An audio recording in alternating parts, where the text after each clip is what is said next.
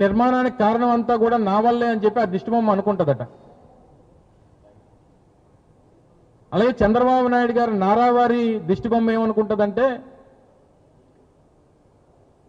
ఈ రాష్ట్రంలో ఏం జరిగినా నా వల్లే జరిగింది అని చెప్పి ఈ దిష్టిబొమ్మ అనుకుంటుంటుంది. శంషాబాద్ ఎయిర్పోర్ట్ నేనే కట్టాను, ఔటర్ రింగ్ రోడ్ నేనే కట్టాను, భోగాపురం ఇంటర్నేషనల్ ఎయిర్పోర్ట్ నేనే కట్టాను, విశాఖపట్నంలో హెల్త్ సిటీ నేనే కట్టాను, లేకపోతే రిషికొండలో ఐటీ టవర్స్ నేనే కట్టాను.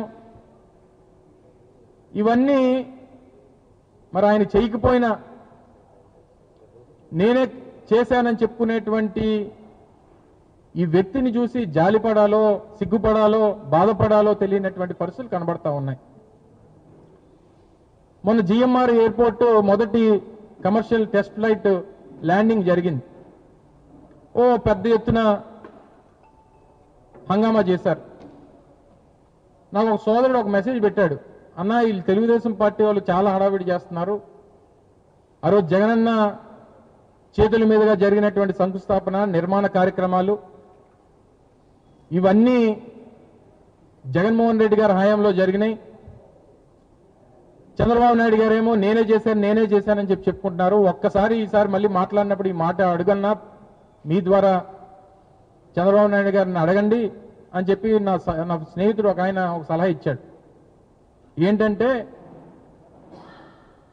జిఎంఆర్ గారి ఎయిర్పోర్ట్ భోగాపురం ఉంది, చంద్రబాబు నాయుడు గారి హయాంలో కట్టిందా జగన్మోహన్ రెడ్డి గారి హయాంలో కట్టిందా అనేటువంటి దానికి వ్యత్యాసం ఎలా తెలుసుకోవాలి అని చెప్పనంటే రేపు వర్షాకాలం వచ్చినప్పుడు వర్షం టెర్మినల్లోకి వస్తే అది చంద్రబాబు నాయుడు గారు కట్టినట్టు, నీరు టెర్మినల్లో రాకపోతే జగన్మోహన్ రెడ్డి గారు కట్టినట్టు, అంతకంటే మించి తేడా తెలియాల్సినటువంటి అవసరం లేదు. అదేంటంటే మరి మన సెక్రటేరియట్ చూసాం కదన్నా, మన అసెంబ్లీ చూసాం కదన్నా, వర్షం పడితే నీరు లోపలికి వచ్చేస్తుంది, అది చంద్రబాబు నాయుడు గారి ఘనత అని. ఒరే బాబు, వర్షం పడితే నీరు ఎయిర్పోర్ట్లోకో లేకపోతే అసెంబ్లీలోకో సెక్రటేరియట్లోకో వచ్చేస్తున్నాయి అని చెప్పి చంద్రబాబు నాయుడు గారు పూర్తిగా రాజధాని తీసుకెళ్లే అందులో కట్టేస్తున్నారు. ఎక్కడైతే క్రికెట్ మ్యాచ్లు జరిగినప్పుడు ఎప్పుడైనా వర్షం పడితే మనం కవర్స్ వేస్తాం, మీ అందరూ తెలుసు. రాజధాని పరిస్థితి కూడా అంతే. అమరావతి ఎప్పుడైనా వర్షం పడితే దాన్ని నీళ్లు తోడడానికి ఈయన విజనరీ, ఈ గొప్ప విజనరీకి సంబంధించినటువంటి కార్యక్రమాలు ఈ రకంగా ఉంటాయని చెప్పి ప్రజలు మాట్లాడుకుంటా ఉన్నారు. వీళ్ళు గొప్పలేమో దావోస్ వెళ్ళి గొప్పలేమో అలా చెప్పుకుంటూ ఉంటారు. ఈ రకంగా ముందుకెళ్లేటువంటి కార్యక్రమంలో చంద్రబాబు నాయుడు గారు ఒక పెద్ద రాజకీయ మాయాజాలకుడు అనేటువంటి విషయం, ప్రజల్ని మభ్యపెట్టి మోసం చేసి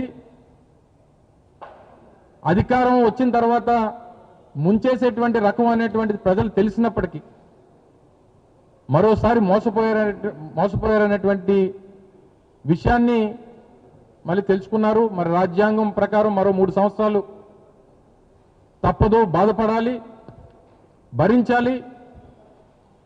వీటినన్నింటినీ కూడా అధిగమించేటువంటి కార్యక్రమం కూడా మనందరం కూడా చేయాలనేటువంటి విషయాన్ని కూడా ఈ సందర్భంగా తెలియజేస్తా ఉన్నా.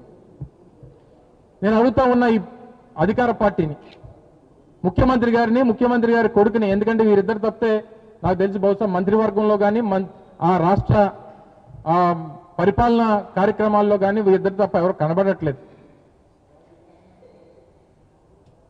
ఈ గడిచినటువంటి 2 సంవత్సరాల్లో మీరు సాధించినటువంటి ఘనత ఏంటి?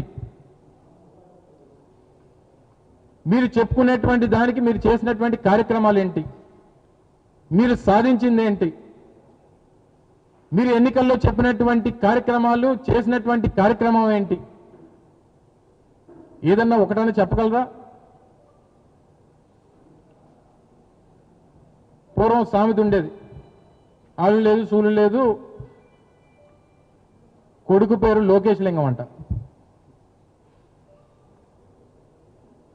ఏది లేకపోయినా అన్నీ మేమే చేసుకున్నామని చెప్పుకునేటువంటి కార్యక్రమాలు మాత్రమే గడిచినటువంటి 2 సంవత్సరాల్లో తండ్రి కొడుకులు ఇద్దరు కూడా చేస్తూ ఉన్నారు. ఏ రకంగా బాధపడతా ఉన్నారు ప్రజలు? యువత ఏ రకంగా బాధపడతా ఉంది, మహిళలు ఏ రకంగా ఇబ్బందులు పడతా ఉన్నారు.